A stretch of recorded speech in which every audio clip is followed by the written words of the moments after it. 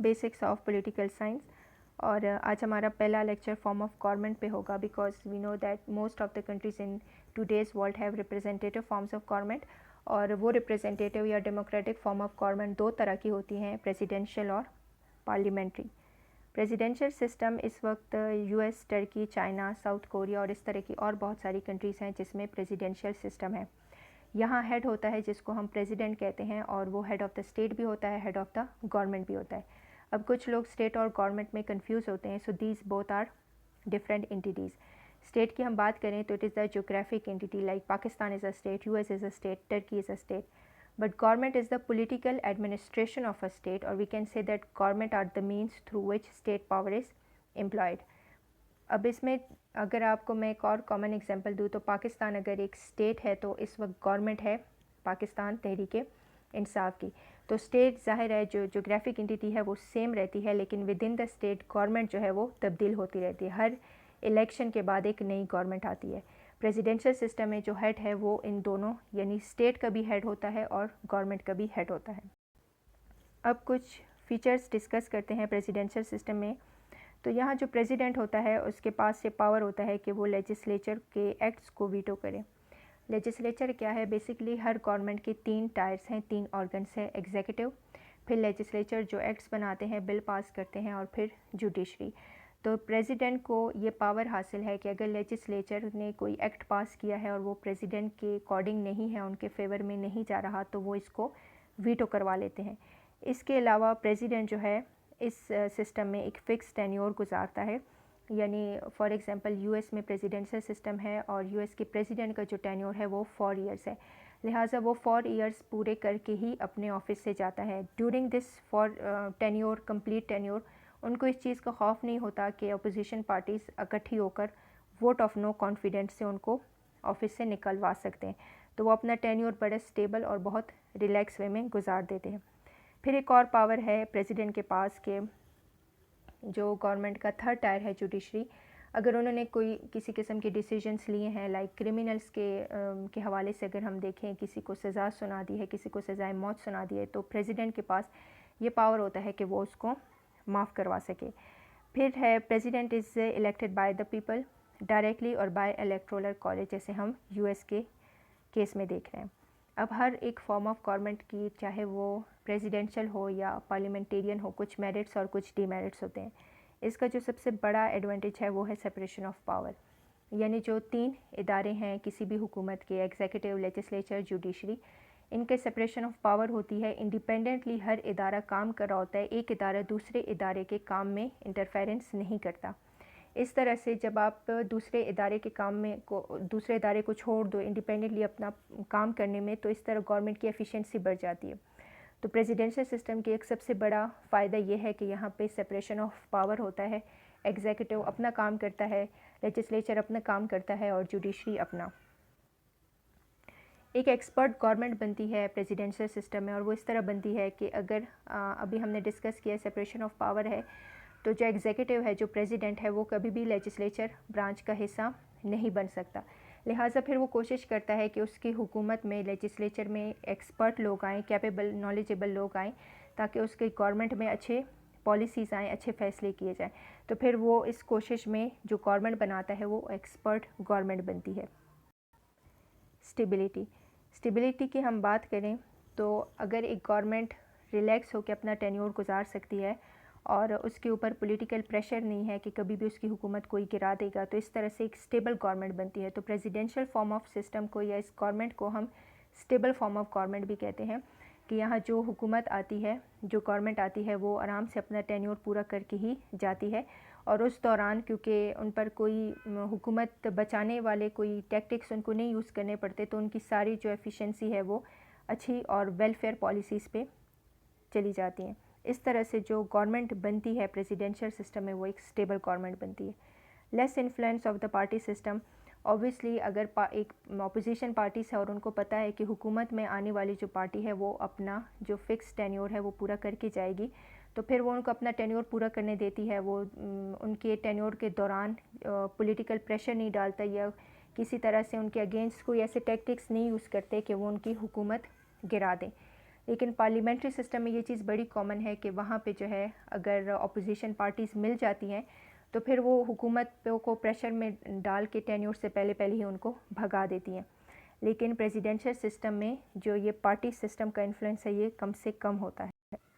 Ability over इलेक्टिबिलिटी, यानी presidential system में सिर्फ ये नहीं होता कि जो लोग इलेक्शन के ज़रिए से हुकूमत में आए हैं सिर्फ वो ही हुकूमती ओहदों पे बैठ सकते हैं, बल्कि यहाँ पे जो प्रेसिडेंट है, जो हेड है, उसकी ये कोशिश होती है कि उसके गवर्नमेंट में अच्छे और कैपेबल लोग आएँ, क्योंकि वो ये चाहता है कि जब उसकी हुकूमत अपना वक्त पूरा करे तो लोग जो है, पब्लिक जो है, वो दोबारा से उसको इलेक्ट करके हुकूमत में लेकर आए। तो लिहाजा यहाँ पे जो एबल लोग होते हैं उनको इलेक्टेबल लोगों पे ज़्यादा प्रेफर किया जाता है।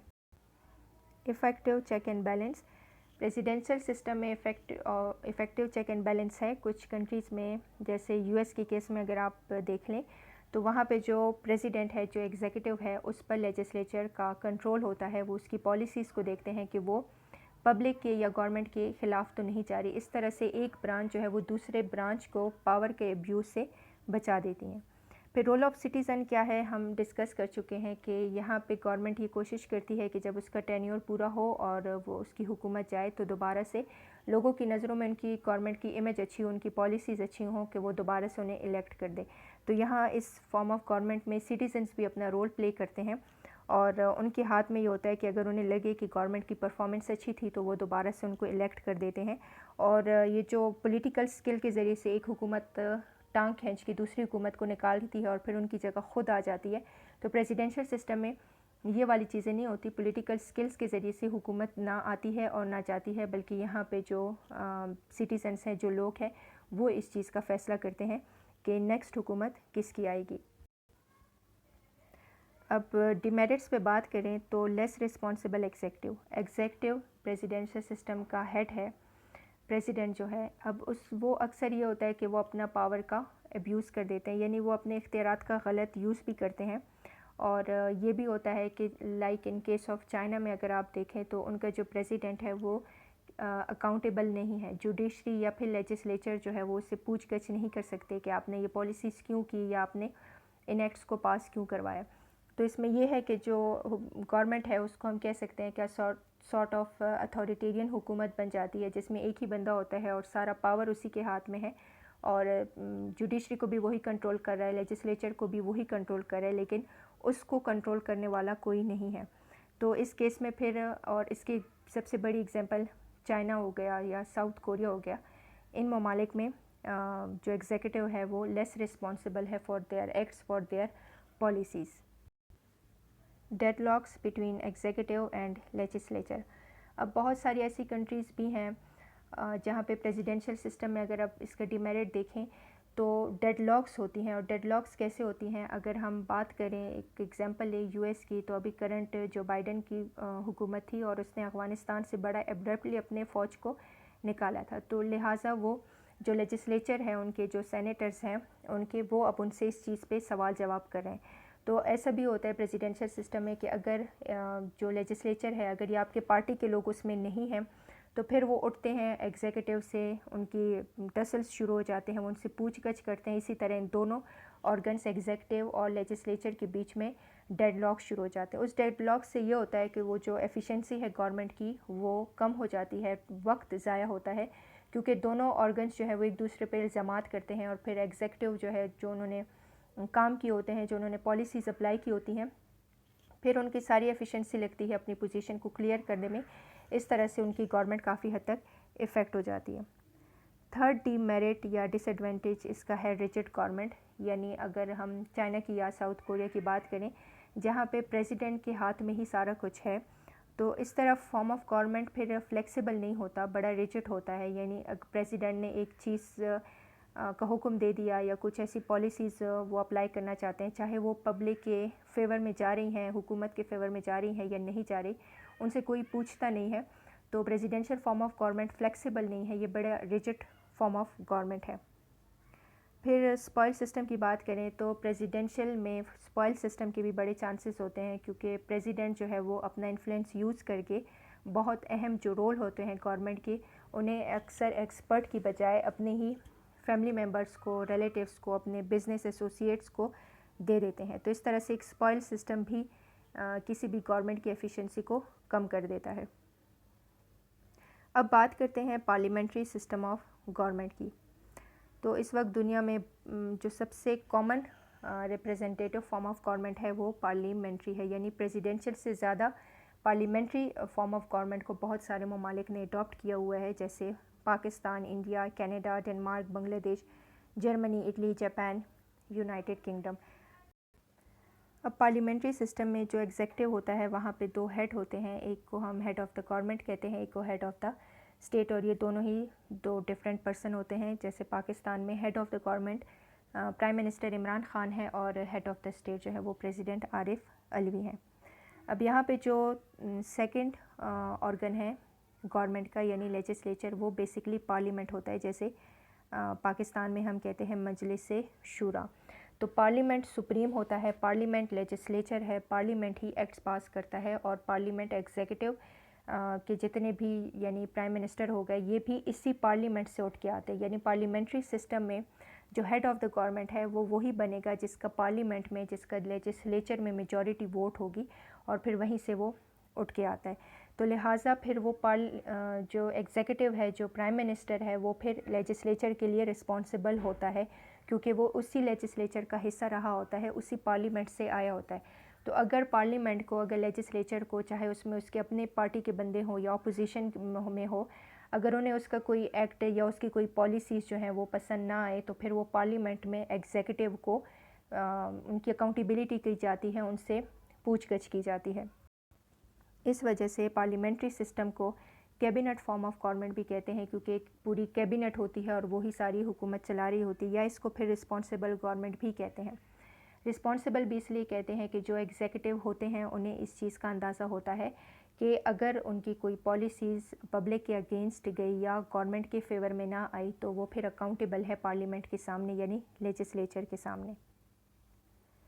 अब इसके जो मेन फीचर्स हैं वो close relationship between legislature and executive, क्योंकि अभी हमने डिस्कस किया था कि इलेक्शंस होते हैं और इलेक्शंस में लोग जो हैं वो इलेक्ट करते हैं एमएनएज़ और एमपीएज़ को। फिर यही एमपीएज़ जो हैं वो पार्लियामेंट में आते हैं, पार्लियामेंटेरियंस बन जाते हैं। फिर इस पार्लियामेंट में जो इनकी मेजॉरिटी होती है उन्हीं की हुकूमत होती है, और ये चीज़ इलेक्शन से साबित हो जाती है। जो इलेक्शन में जिनकी मेजॉरिटी आती है वही पार्लियामेंट में भी यानी लेजिस्लेचर ऑर्गन में भी उन्हीं की मेजॉरिटी होती है, और फिर उसी में से एक प्राइम मिनिस्टर बना दिया जाता है। लिहाजा एग्जीक्यूटिव और लेजिस्लेचर का यहाँ पे बड़ा क्लोज रिलेशन है। पीछे हमने प्रेसिडेंशियल में पढ़ा था सेपरेशन ऑफ पावर है, एक इदारे का दूसरे इदारे से कोई काम नहीं होता, वो इंडिपेंडेंटली काम करते हैं। हाँ, वो एक दूसरे पे चेक एंड बैलेंस रखते हैं, लेकिन यहाँ पे ये दोनों पैरेलल जाते हैं, एग्जीक्यूटिव भी लेजिस्लेचर भी, क्योंकि एग्जीक्यूटिव का हेड खुद लेजिस्लेचर से, पार्लियामेंट से ही इलेक्ट होके आया होता है। फिर एग्जीक्यूटिव रिस्पॉन्सिबल है लेजिस्लेचर का, यानी अगर हम इस अब के केस में देखें तो prime minister Imran Khan parliamentarian थे, फिर पार्लियामेंट में उनकी मेजॉरिटी हुई, उनकी हुकूमत आई और वो प्राइम मिनिस्टर बन गए यानी हेड ऑफ़ द गवर्नमेंट हो गए। लेकिन अब जैसे हम खबरों में देख रहे हैं वोट ऑफ नो कॉन्फिडेंस, यानी जब पार्लियामेंट में ही बहुत सारे लोग ख़ुद हेड के, एग्जीक्यूटिव हेड के जो हैं उनकी पॉलिसी से खुश ना हो, या फिर कोई और पॉलिटिकल चीज़ों की वजह से, पॉलिटिकल जितने टैक्टिक्स होते हैं उनके बेसिस पे अगर वो अपोजिशन एक हो जाए, पार्लियामेंट एक हो जाए, तो वो लेजिस्लेचर जो है वो एग्जीक्यूटिव उनके सामने अकाउंटेबल होता है। फिर वो अपनी पॉलिसीज़ को क्लियर करता है पार्लियामेंट में कि अगर उसने ये काम किया है तो किस बेसिस पे किया है, और उनके एविडेंस और उनके लॉजिक्स देता है। तो यहाँ पे ये रिस्पॉन्सिबल इसलिए है क्योंकि एग्जीक्यूटिव रिस्पॉन्सिबल है पार्लियामेंट यानी लेजिस्लेचर के लिए। फिर डुअल एग्जीक्यूटिव की बात करें तो एक नॉमिनल हेड होता है और एक रियल हेड होता है। जो नॉमिनल हेड होता है वो प्रेसिडेंट है, मोनार्क है। जैसे यूनाइटेड किंगडम में आप देखें तो वहाँ नॉमिनल हेड जो है वो मोनार्क है, क्वीन एलिज़ाबेथ, और जो प्राइम मिनिस्टर है वो इलेक्शन के ज़रिए से आते हैं। इसी तरह पाकिस्तान के केस में आरिफ अलवी प्रेसिडेंट है और प्राइम मिनिस्टर इमरान खान है। फिर एक और फीचर है इसका, सीक्रेसी ऑफ प्रोसीजर। अब यहाँ पे ये होता है कि मेजॉरिटी में जो हुकूमत आती है फिर उसका एक कैबिनेट होता है। जैसे प्राइम मिनिस्टर इमरान खान का कैबिनेट है, लेकिन कैबिनेट में जो फ़ैसले किए जाते हैं उनको पब्लिक नहीं किया जाता, यानी गवर्नमेंट के जो अहम फ़ैसले होते हैं वो कैबिनेट में ही किए जाते हैं, लेकिन ज़्यादातर उन फैसलों को सीक्रेट रखा जाता है, उन्हें पब्लिक में नहीं लाया जाता। एक और फीचर है इसका leadership of the prime minister. Leadership of the prime minister का मतलब ये है कि जो मेजॉरिटी पार्टी पार्लियामेंटेरियन सिस्टम में जीत कर आती है उसी मेजॉरिटी पार्टी का ही हेड होता है, यानी उसी मेजॉरिटी पार्टी से एक प्राइम मिनिस्टर को चूज़ किया जाता है। फिर बाई कैमरल लेजिस्लेचर, जो पार्लियामेंट्री फॉर्म ऑफ गवर्नमेंट होता है उसका जो लेजिस्लेचर है वो पार्लियामेंट है, यानी सुप्रीम पार्लियामेंट है। और पार्लियामेंट फिर बाई कैमरल होता है, मतलब बाई कैमरल का है दो हाउसेस, यानी एक अपर हाउस होता है एक लोअर हाउस होता है। अगर हम पाकिस्तान में भी देखें अपर हाउस सेनेट को कहते हैं और लोअर हाउस जो है वो नेशनल असम्बली हो गई। तो इस तरह बाई कैमरल लेजिस्लेचर होता है पार्लियामेंट्री फॉर्म ऑफ गवर्नमेंट में। फिर नो फिक्स टेन्योर। अब यहाँ पे हम टेन्योर की बात करें तो वैसे तो बेसिकली टेन्योर फिक्स होता है। अब टेन्योर वैसे उनका फिक्स होता है लेकिन वो नहीं गुजार पाती। रीज़न इसकी क्या है कि हुकूमत तब तक हुकूमत में होगी जब तक पार्लियामेंट में उसकी मेजॉरिटी होगी।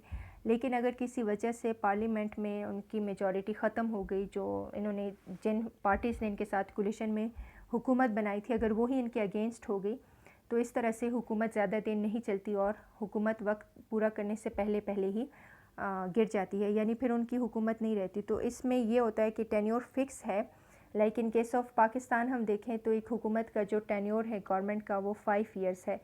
लेकिन अगर 5 ईयर्स से पहले प्राइम मिनिस्टर के अगेंस्ट पार्लियामेंट में जो मेजॉरिटी है वो ख़त्म हो जाए और वहाँ पे या उनकी अपनी पार्टी के लोग उनके अगेंस्ट हो जाए या फिर मेजॉरिटी के जो जिन पार्टी ने उनके साथ मिल के हुकूमत बनाई है वो पार्टी पीछे हट जाए, तो इस तरह से वो अपनी मेजॉरिटी खो देते हैं और उसके साथ ही उनकी हुकूमत भी गिर जाती है।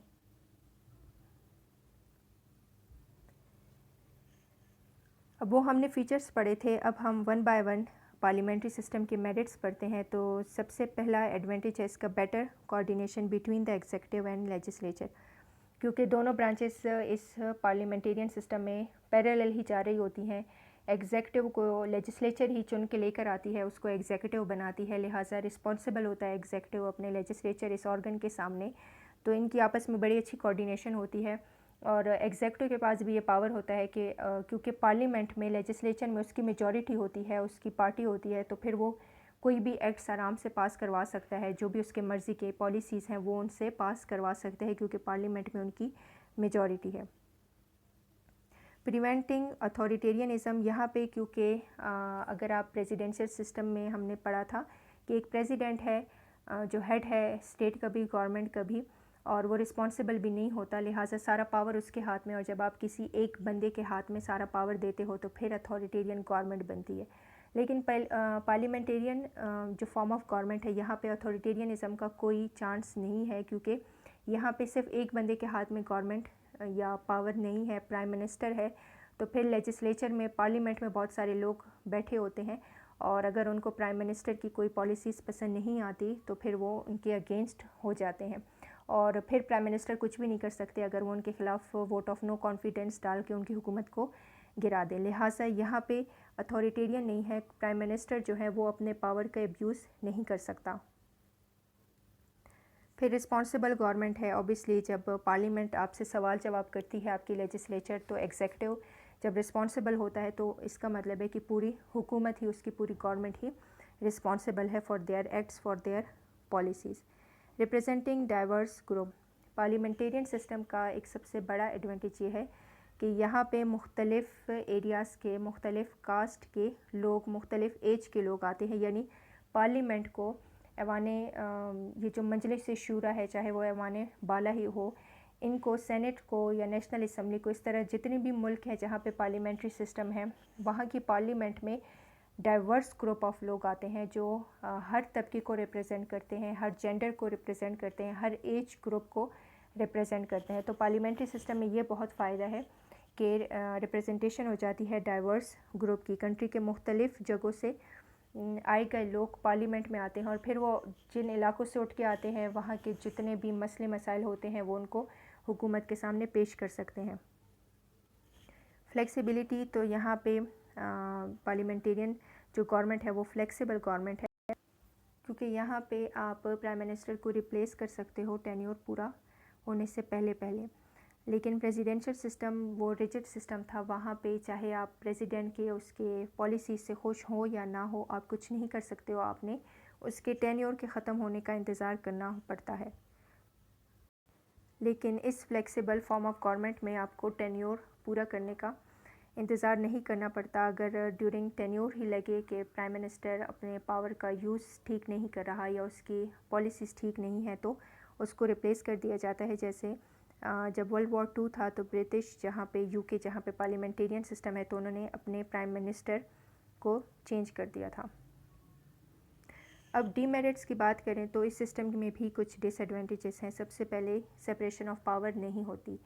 एग्जेक्टिव पे जो है वो लेजिस्लेचर में अगर उसकी मेजॉरिटी है तो वो आराम से अपनी मर्ज़ी के तमाम काम लेजिस्लेचर से करवा सकता है। इसी तरह जो लेजिस्लेचर है वो भी एग्जेक्टिव, क्योंकि ख़ुद इन्हीं का इलेक्ट किया हुआ बंदा होता है, लिहाजा फिर वो अपने पार्टी का जो हेड है उसको अकाउंटेबल नहीं करते, चाहे उसकी पॉलिसीज़ पब्लिक के फेवर में हो या ना हो।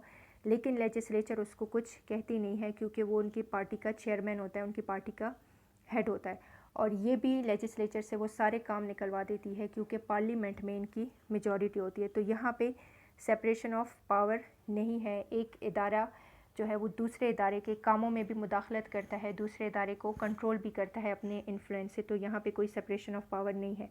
और जिस हुकूमत में सेपरेशन ऑफ पावर ना हो, आप इदारों के कामों में मुदाखलत करो, वो एफिशिएंट गवर्नमेंट नहीं होती, बल्कि वो एक अनस्टेबल हुकूमत बनती है।